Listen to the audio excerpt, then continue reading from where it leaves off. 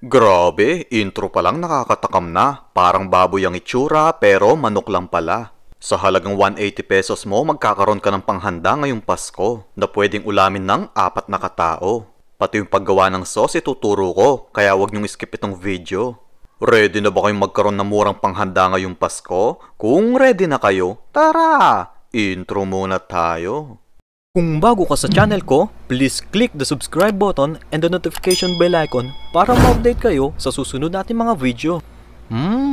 Sarap. Tamis. Oh yes. Gagamit tayo ng chicken breast, 1/4 cup ng harina, 1 kutsarang cornstarch, 4 na pirasong bawang, margarine, 1 kutsarang suka, 1 kutsarang toyo, 1 kutsaritang paminta, 1 kutsaritang asin, at 5 kutsarang honey. Chicken breast ang gagamitin ko.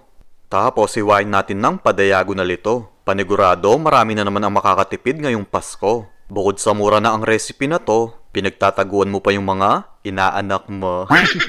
Don't worry, okay lang yan. Ako din kasi, ganyan din naman. Next, yung kabilang side naman. Kailangan padayaw mo ng pagkakahiwa mo sa manok nyo para magandang tingnan after mapirito. So, okay na to? Kuha tayo ng 1/4 cup ng harina.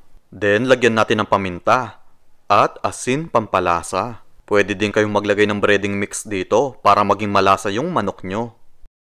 Heto ning isang nahiwa ko. Bale, budburan lang natin to ng ating pang breading. Guys, huwag nyo masyadong dadamihan para yung pagkakahiwa ay hindi matakpan. Next, yung kabilang side naman ang bubudburan natin. So, pwede na natin tong ipirito. Magpainit tayo ng mantika. Tapos, pirituhin natin yung manok into medium heat. Baligtarin natin para yung kabilang side maluto din. Guys, huwag nyo masyadong tutustahin ito para juicy pa din yung loob kapag kinagat mo. So, okay na to. Guys, pasensya na hindi ako nakapagluto kahapon kasi nagpalinis ako ng aircon.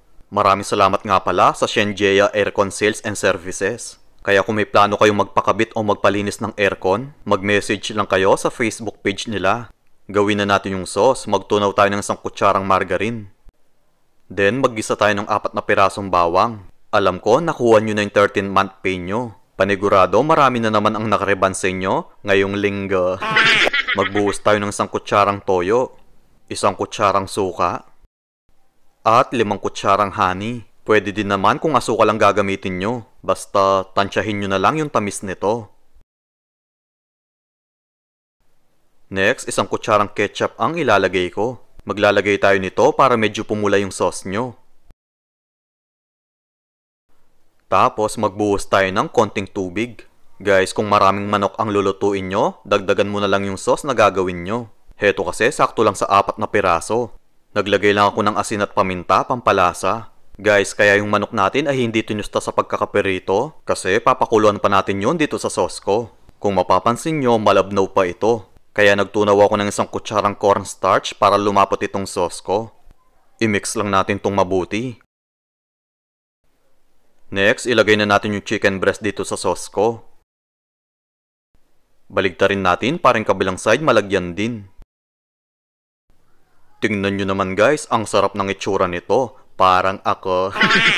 Grabe, kitang-kita yung pagkakahiwa natin dito. Then, budburan natin ng dahon ng sibuyas, pampaganda. So, i-plating na natin to. Ibinuhos ko lang yung sauce sa ating plato. Kailangan maikalat din natin to. Tapos, ilagay na natin yung chicken breast na niluto ko. O, diba? Parang hamonado ang itsura.